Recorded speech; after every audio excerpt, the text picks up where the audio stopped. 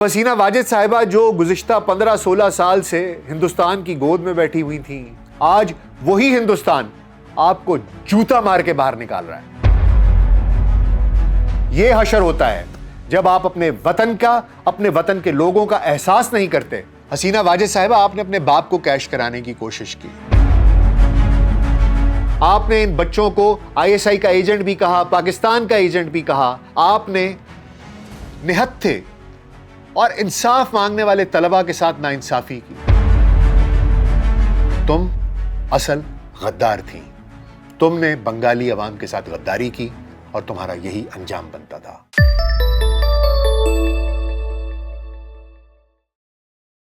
VLC pod cost پہ doctor ناصر bag کے ساتھ آپ کی خدمت میں حاضر ہیں۔ کچھ بہت ہی دلچسپ صورتحال اس وقت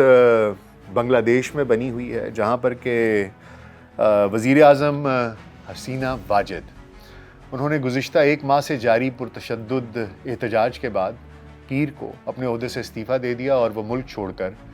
ہمسایہ ملک ہندوستان چلی گئی ہیں۔ جولائی میں سرکاری نوکریوں میں کوٹا سسٹم کے خلاف شروع ہونے والی طلباء کی تحریک میں اب تک مجموعی طور پر کہا یہ جا رہا ہے کہ 300 سے زائد افراد ہلاک ہو چکے ہیں اور ملک بھر میں اس وقت کرفیو نافذ ہے۔ شیخ حسینہ کے استعفے کے بعد ملک کی فوج کے سربراہ نے قوم سے خطاب کیا اور کہا کہ ملک میں عبوری حکومت قائم کی جائے گی، جس کے لیے وہ کہہ رہے ہیں کہ مشاورت اور بات چیت جاری ہے، اور انہوں نے مظاہرین سے یہ کہا ہے کہ ہمارے ساتھ تعاون کریں، ہم ساتھ مل کر چلنا چاہتے ہیں، آپ کو ساتھ لے کر جانا چاہتے ہیں اور ایک بہتر مستقبل کی سنگ بنیاد رکھنا چاہتے ہیں۔ شیخ حسینہ واجد نے اتوار کے روز قانون نافذ کرنے والے اداروں کے ساتھ ایک اجلاس کیا اور اس کے بعد انہوں نے یہ بیان دیا تھا کہ مظاہرین یہ طلباء نہیں ہیں بلکہ یہ دہشت گرد ہیں جو ملک کو غیر مستحکم کرنے کی کوشش کر رہے ہیں۔ اب دیکھنا یہ ہے کہ یہ کہانی شروع کیسے ہوئی اور یہاں تک کیسے پہنچی۔ تو ایک تھوڑا سا بریف سا رن ڈاؤن آپ کو دیے دیتے ہیں بنگلہ دیش کی پولیٹیکل ہسٹری کا، اور اس کے بعد اس معاملے کے اوپر آ جاتے ہیں کہ یہاں پر معاملہ کیسے پہنچا۔ 1971 ایک ایسی تاریخ ہے جو کم از کم پاکستانی تو نہیں بھول سکتے، اور 1972 میں مشرقی پاکستان کی ٹرانسفارمیشن ہوتی ہے، بنگلہ دیش وجود میں آتا ہے، شیخ مجیب الرحمان اس کے پہلے سربراہ چنے جاتے ہیں یا بن جاتے ہیں بائی ڈیفالٹ، اور فادر آف دا نیشن بھی کہلاتے ہیں، اور وہ بنگلہ دیش کو ایک خاص روش پر، ایک خاص ڈگر پر لے کے چلتے ہیں، اور بیچ میں حالات ایسے ہو جاتے ہیں کہ 1975 میں ان کی اپنی فوج ہی ان کو مار دیتی ہے، اور صرف انہی کو نہیں، ان کے پورے خاندان کو مار دیتی ہے۔ صرف 2 بیٹیاں بچتی ہیں، وہ بھی اس لیے کیونکہ وہ ملک سے باہر ہوتی ہیں، شاید جرمنی میں، جن میں ایک شیخ حسینہ واجد بھی ہیں۔ 1975 سے 1981 تک ایک civil military model, mix model چلتا رہا، جس میں کہ ضیاء الرحمان جو کہ ایک فوجی جرنیل تھے، وہ سربراہ رہے اور وہی ہیلم آف دا افیئرز میں رہے، اور اس کے بعد 1981 میں ان کو بھی اسیسینیٹ کر دیا گیا۔ 1982 میں حسین محمد ارشاد جو کہ آرمی کے چیف تھے، انہوں نے مارشل لاء نافذ کر دیا بنگلہ دیش میں، اور اگلے 8 سال تک بنگلہ دیش کے اوپر فوجی حکومت رہی، ایک آمرانہ حکومت رہی، وہاں پر جمہوریت نہیں تھی، اور حسین محمد ارشاد اس کے سربراہ رہے۔ 1990 میں الیکشنز ہوتے ہیں، اور ضیاء الرحمان کی جو بیوہ ہیں خالدہ ضیاء، وہ جمہوریت میں آپ سمجھ لیں کہ ایک ٹرانسفارمیشن ہوتی ہے، اور جمہوری طریقے سے وہ وزیر اعظم الیکٹ ہو جاتی ہیں، اور 1991 سے 96 تک خالدہ ضیاء بنگلہ دیش کی وزیر اعظم رہتی ہیں۔ 1996 میں حسینہ واجد کی بنگلہ دیش کی پالیٹکس میں انٹری ہوتی ہے اور وہ وزیر اعظم منتخب ہو جاتی ہیں، اور 96 سے 2001 تک وہ برسر اقتدار رہتی ہیں۔ 2001 میں خالدہ ضیاء دوبارہ حکومت میں آ جاتی ہیں اور وہ وزیر اعظم بن جاتی ہیں، اور 2001 سے 2006 تک وہ بنگلہ دیش کے اوپر حکومت کرتی ہیں۔ 2006 میں ایک ایمرجنسی نافذ ہو جاتی ہے جو کہ 2008 تک جاری رہتی ہے، اور 2008 میں دوبارہ انتخابات کرائے جاتے ہیں، اور 2008 میں حسینہ واجد دوبارہ بنگلہ دیش کی وزیر اعظم منتخب ہو جاتی ہیں، اور 2008 سے لے کے اب تک حسینہ واجد ہی بنگلہ دیش کی وزیر اعظم منتخب ہوتی رہتی ہیں۔ یہاں پر ایک بات اور بھی بہت قابل ذکر ہے، وہ یہ ہے کہ پہلے بنگلہ دیش میں جب ایک حکومت پوری ہو جاتی تھی تو دوسرے الیکشن سے پہلے ایک انٹرم گورنمنٹ، جسے کہ کہا جاتا ہے کہ ایک عبوری حکومت، وہ قائم کی جاتی تھی جو کہ اگلے انتخابات کراتی تھی، جو کہ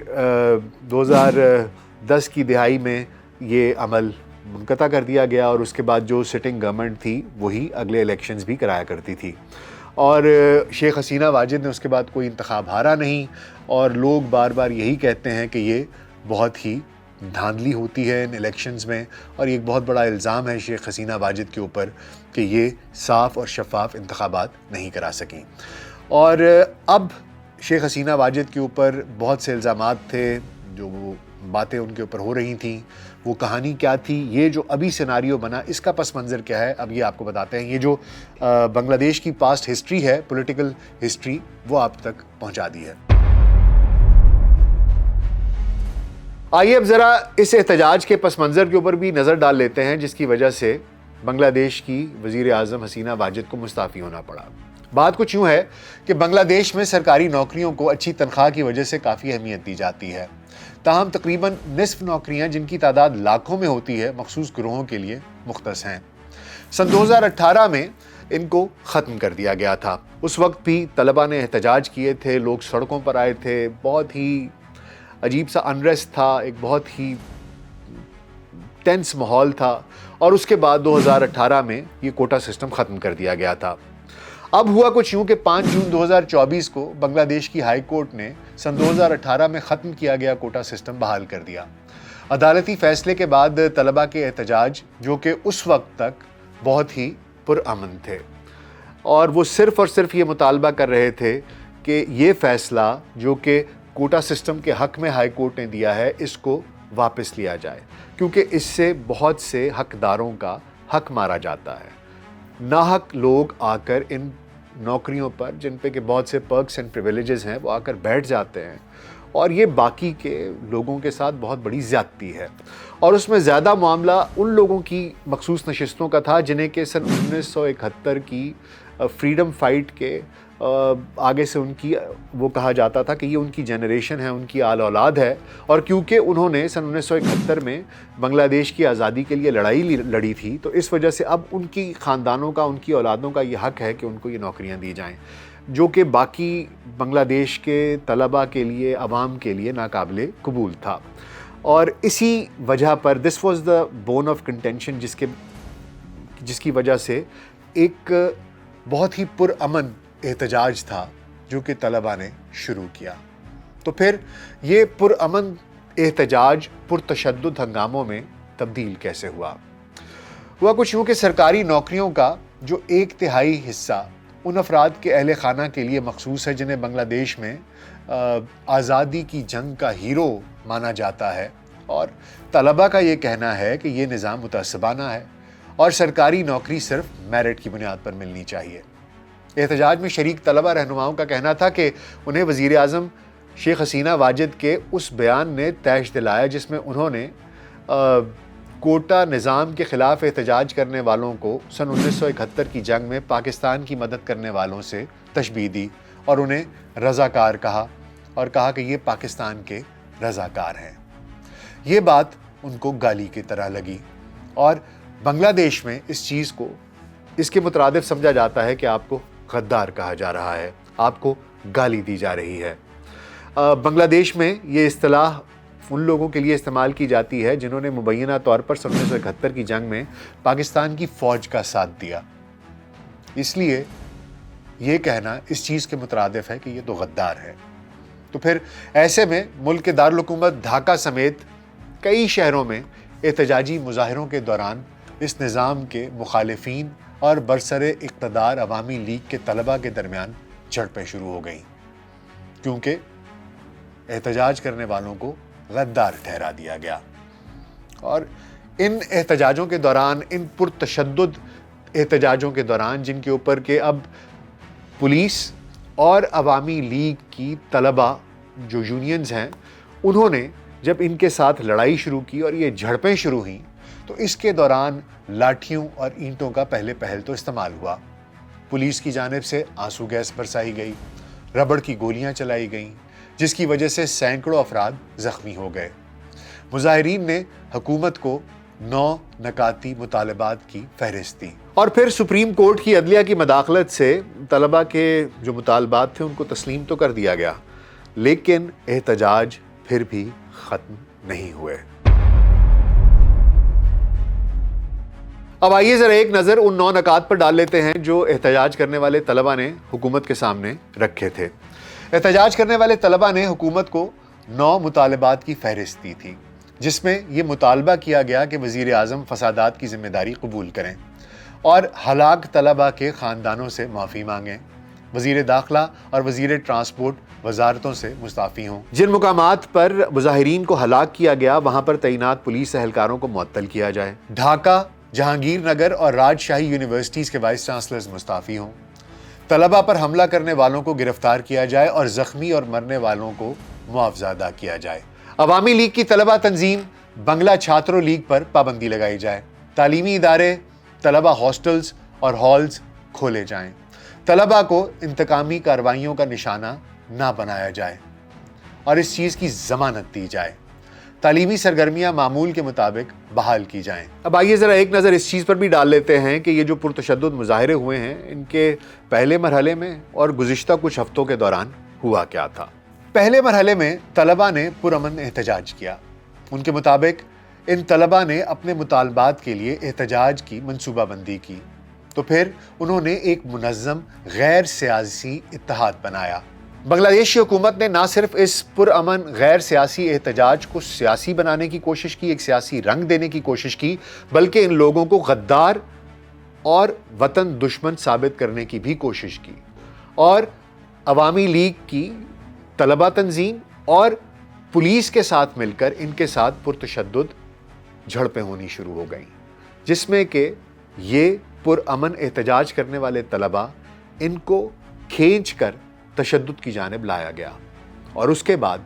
پرتشدد مظاہرے شروع ہو گئے اور یہ جنگل کی آگ کی طرح پورے بنگلہ دیش میں پھیل گئے۔ ان پرتشدد مظاہروں کے بعد سپریم کورٹ نے کوٹا سسٹم میں تبدیلی کا حکم دیا، جس کے مطابق سن 1971 کی جنگ میں لڑنے والے فوجیوں کے اہل خانہ کو ملازمتوں کا اب صرف 5% حصہ ملے گا، لیکن مظاہرین نے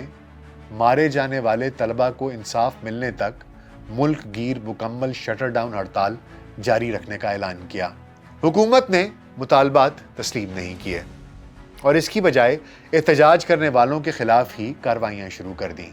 اور یوں ہر روز چھاپوں اور گرفتاریوں کا سلسلہ شروع کر دیا گیا، جن میں متعدد لوگ مارے گئے اور زخمی بھی ہوئے۔ دراصل اتوار کو صورتحال زیادہ اس وجہ سے خراب ہوئی کہ حکومتی جماعت عوامی لیگ نے اپنی طلبہ تنظیم بنگلہ دیش چھاترو لیگ کو میدان میں اتارا، اور پھر پرتشدد مظاہروں میں متعدد لوگ مزید ہلاک ہو گئے۔ پہلے تو طلبہ کے 9 مطالبات تھے، مگر اس وقت عوام ایک ہی مطالبہ کر رہی تھی، اور وہ یہ تھا کہ وزیر اعظم شیخ حسینہ واجد کو ابھی مستعفی ہونا ہے۔ اگر دیکھا جائے تو وہ لوگ یہ کہہ رہے تھے کہ اس وقت صرف ایک ہی جماعت ملک میں فعال ہے، اور وہ حکومتی جماعت عوامی لیگ ہے، اور اس وجہ سے بنگلہ دیش میں گزشتہ کئی برسوں سے ایک سیاسی گھٹن کا ماحول موجود تھا، اور وہ پک رہا تھا۔ اب یہ بھی سوچنے کی بات ہے کہ جب عدالتی فیصلہ آ گیا تھا تو اس کے باوجود حکومت نے ان مظاہرین کے مطالبات تسلیم کیوں نہیں کیے۔ ہوا کچھ یوں کہ جب بظاہر یہ مطالبات تسلیم کرنے کے بارے میں خبریں سامنے بھی آئیں، تو بھی اس کے بعد کوئی ایک دن بھی ایسا نہیں گزرا جب حکومت اور سیکیورٹی اہلکاروں نے احتجاج کرنے والوں کے خلاف کارروائی نہ کی ہو۔ ہر روز ہلاکتوں کی خبروں اور گرفتاریوں کے سلسلے نے عوام کو سڑکوں پر نکلنے پر مجبور کیے رکھا۔ اب تک تقریباً 10,000 لوگ ایسے تھے جو کہ گرفتار کیے جا چکے تھے۔ جب لوگوں نے دیکھا کہ گولیاں برس رہی ہیں اور وہ مر رہے ہیں تو وہ حکومت کے خلاف اٹھ کھڑے ہوئے، اور انہوں نے یہ سوال کیا کہ یہ کیسی جمہوریت ہے جس میں ہماری زندگی بھی محفوظ نہیں ہے۔ اور آخر میں لوگ یہ کہنے لگے کہ ہمارے مطالبات تسلیم ہوں یا نہ ہوں، یہ بات کی بات ہے، مگر پہلے وزیر اعظم کو گھر جانا ہوگا۔ اور اس کے بعد سول نافرمانی کی تحریک شروع ہو گئی۔ اب انسانی حقوق کے کارکنوں کا کہنا یہ ہے کہ بدعنوانی کے علاوہ گزشتہ 15 سالوں کے دوران بنگلہ دیش میں جمہوری سرگرمیوں کے لیے آزادی بھی تقریباً ختم ہو چکی تھی۔ انسانی حقوق کی تنظیمیں یہ بھی کہتی ہیں کہ گزشتہ 15 سال میں 80 سے 100 افراد ایسے ہیں جو کہ غائب ہیں۔ جن کو اٹھا لیا گیا، جو غائب ہو گئے، اور ان کے اہل خانہ کو آج تک کچھ نہیں علم کہ وہ کہاں گئے، زمین کھا گئی کہ آسمان نکل گیا۔ اور بظاہراً جیسا کہ میں نے عرض کیا کہ حکومت اس سارے معاملے کو سیاسی رنگ دینا چاہتی تھی، اور یہ ثابت کرنا چاہتی تھی کہ یہ طلبہ کے کوٹا سسٹم سے زیادہ حکومت کے خلاف ایک سازش تھی۔ اور اس کے بعد جماعت اسلامی اور اس کے طلبہ ونگ کے خلاف پابندیاں عائد کرنے کا فیصلہ بھی کیا گیا۔ حکومت نے اس بات کو دل سے تسلیم ہی نہیں کیا دراصل کہ یہ سیاسی نہیں بلکہ طلبہ کے حقیقی مطالبات تھے۔ اس وقت دیکھا جائے تو بنگلہ دیش میں کوئی جماعت بھی اپوزیشن نہیں کر پا رہی ہے، اور نہ ہی کوئی سیاسی حکومت کے آگے کھڑا ہو سکتا ہے۔ صورتحال کچھ اس طرح بن گئی کہ اب عوام بمقابلہ شیخ حسینہ واجد تھا، اور آخر کار عوام جیت گئی اور حسینہ واجد کو وزارت عظمیٰ چھوڑ کر بھاگنا پڑا۔ لیکن اس کے لیے بنگلہ دیش کے عوام کو سڑکوں پر نکلنا پڑا، احتجاج کرنا پڑا، تشدد برداشت کرنا پڑا۔ 300 سے زائد افراد ہلاک ہوئے، 10,000 سے زائد قید ہوئے، بہت سے لوگوں پر بیجا مقدمے بنائے گئے، یونیورسٹیاں بند ہو گئیں، سول ڈس اوبیڈینس کی ایک موومنٹ چلی، تحریک چلی، لوگوں نے ٹیکس نہ دینے، بل نہ دینے کا فیصلہ کیا، ہر کوئی اپنے گھروں سے نکلا، اور اتوار کے روز یہ اعلان کیا گیا کہ سب کے سب ڈھاکہ جائیں گے اور شیخ حسینہ واجد کے گھر میں جائیں گے، ان کے وزیر اعظم ہاؤس میں داخل ہوں گے، اور جب تک شیخ حسینہ استعفیٰ نہیں دیں گی بنگالی اپنا احتجاج ختم نہیں کریں گے۔ وہ کہانی جو صرف کوٹا سسٹم سے شروع ہوئی، 9 نکات تک پہنچی، آخر میں صرف ایک نکتے کا ایجنڈا رہ گیا، اور وہ تھا شیخ حسینہ گھر جاؤ۔ اور مجبوراً سوموار کو، پیر کے روز، شیخ حسینہ واجد کو اپنے عہدے سے استعفیٰ دینا پڑا، اور وہ ایک فوجی ہیلی کاپٹر میں سوار ہو کر ہندوستان روانہ ہو گئیں، پہنچی وہیں پہ خاک جہاں کا خمیر تھا۔ ہندوستان کی حکومت نے شیخ حسینہ واجد سے کہا ہے کہ وہ انہیں اپنے ملک میں رہنے کی اجازت نہیں دے سکتی، وہ کہیں اور جانے کا بندوبست کریں۔ شیخ حسینہ واجد نے سنا یہ ہے کہ یونائٹڈ کنگڈم سے بھی درخواست کی ہے، اور وہ بھی انہیں ایکسیپٹ کرنے کے لیے تیار نہیں ہیں۔ یہ ہوتا ہے جب آپ خود کو خدا سمجھنے لگیں اور اپنے عوام کو اپنا غلام سمجھنے لگیں، پھر دنیا میں کوئی بھی ملک، چاہے وہ آپ کے کتنے بھی قریب خود کو ظاہر کرتا ہو، آپ کو برداشت نہیں کرتا۔ یہ باقی کے حکمرانوں کے لیے بھی شاید ایک سبق ہے۔ اب آگے کیا ہونے جا رہا ہے اور پریزنٹ سچویشن کیا ہے، یہ بھی آپ کو بتا دیتے ہیں۔ اس وقت عوام سڑکوں پر ہے، ایک بہت ہی پرجوش اور خوشی کا ماحول ہے، لوگ اس کو سیلیبریٹ کر رہے ہیں، خوشیاں منا رہے ہیں، اور ڈھاکہ میں شیخ مجیب الرحمان کے مجسموں کو توڑا بھی جا رہا ہے، اس کو جوتیوں سے مارا جا رہا ہے، حسینہ واجد کو برا بھلا کہا جا رہا ہے، اور لوگ بہت خوش ہیں کہ وہ ایک آمرانہ دور سے نجات حاصل کر چکے ہیں، اور لوگ اس کو بنگلہ دیش کے لیے ایک سیکنڈ انڈیپینڈنس، ایک سیکنڈ آزادی، ایک سیکنڈ ون قرار دے رہے ہیں۔ اور بنگلہ دیش فوج کے سربراہ وقار الزماں نے بنگالی قوم سے خطاب کیا، اور انہوں نے احتجاجی مظاہرین کو یقین دہانی کروائی ہے کہ ہر قتل کی وہ تحقیقات کرائیں گے۔ انہوں نے یہ بھی کہا کہ وہ تمام سیاسی جماعتوں کے رہنماؤں سے بات چیت کر چکے ہیں، اور وہ سول سوسائٹی کے اراکین سے بھی بات کر چکے ہیں۔ فوج ملک میں امن اور امان برقرار رکھنا چاہتی ہے، اور انہوں نے یہ بھی کہا کہ ہم مل کر بنگلہ دیش کو ایک نئی سمت میں لے کر جائیں گے۔ انہوں نے یہ بھی کہا کہ ہم ایک عبوری حکومت بنائیں گے جو کہ جلد الیکشنز کرائے گی، اور بنگلہ دیش میں جمہوریت ریسٹور ہو جائے گی۔ کیا ہوتا ہے، کیا نہیں ہوتا ہے، یہ وقت بتائے گا۔ پروگرام کا اختتام میں فیض صاحب کی نظم 3 آوازوں کے آخری حصے سے کرنا چاہوں گا۔ 3 آوازیں بیسیکلی، ایک ظالم کی آواز ہے، ایک مظلوم کی، اور پھر ایک ندائے غیب ہے جو کہ اوپر سے آتی ہے، اور وہ کچھ یوں ہے کہ ہر ایک اولو الامر کو صدا دو کہ اپنی فرد عمل سنبھالے، ہر ایک اولو الامر کو صدا دو کہ اپنی فرد عمل سنبھالے، اٹھے گا جب جم میں سر فروشاں، پڑیں گے دار و رسن کے لالے، کوئی نہ ہوگا کہ جو بچا لے، سزا جزا سب یہیں پہ ہوگی، یہیں عذاب و ثواب ہوگا، یہیں سے اٹھے گا روز محشر، یہیں پہ روز حساب ہوگا۔ ایک حسینہ تھی جس کا انجام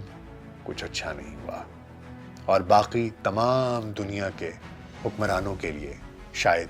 یہ ایک سبق ہوگا۔ امید ہے آپ کو آج کا پوڈ کاسٹ پسند آیا ہوگا۔ اپنا بہت خیال رکھیے گا۔ شکریہ۔